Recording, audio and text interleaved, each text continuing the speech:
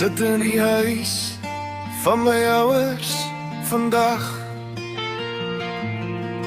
Dis 'n dak oor my kop en 'n bed wat hier wag. Al wat van my gevra word, my enigste plig, is om die skottel goed te skrob voor die aandlig.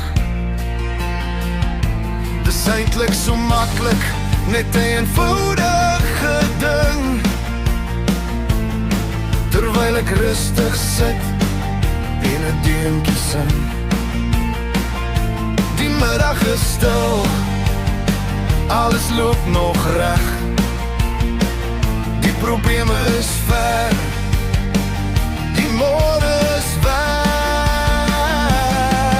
Maar die tyd loop by, die trok is amper klaar, en aan die skottelgoed staan nog ongedaan. Daar my vlam is weg, my boksie is kaal, en ek moet iewers my rustigheid gaan haal. Van die kookpunt af tot die storms bedaar. As die skottelgoed skoon is die storie klaar. Wag 'n bietjie, ek soek in my sak en na my rook en my vlam, maar my boksie is weg, my hele gees word lam. Wie het my lighter en my sigarette gevat?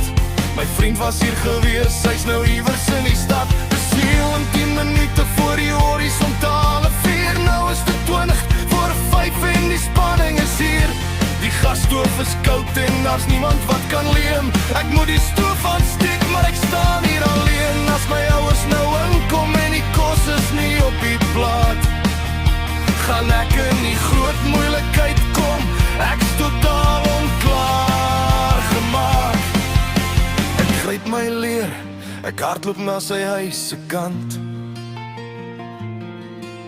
Die hoek is gesluit, hy's nêrens in die land.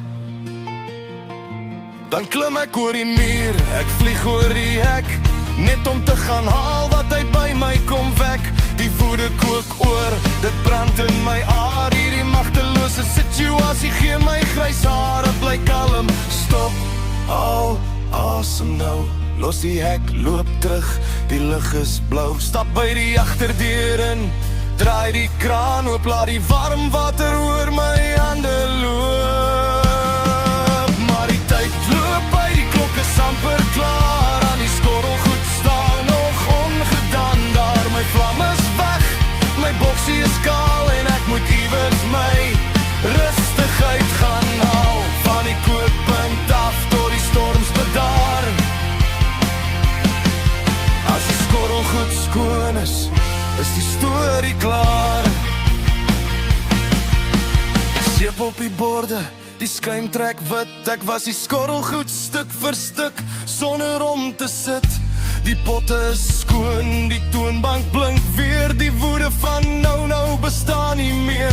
Die stoof is dalk koud, maar my kop is nou reg. Al die spanning en die stress is uiteindelik weg. Ek sak terug in my stoel, die kombuis is aan die kant. Net 'n baie gechillde gevoel hier in my eie land.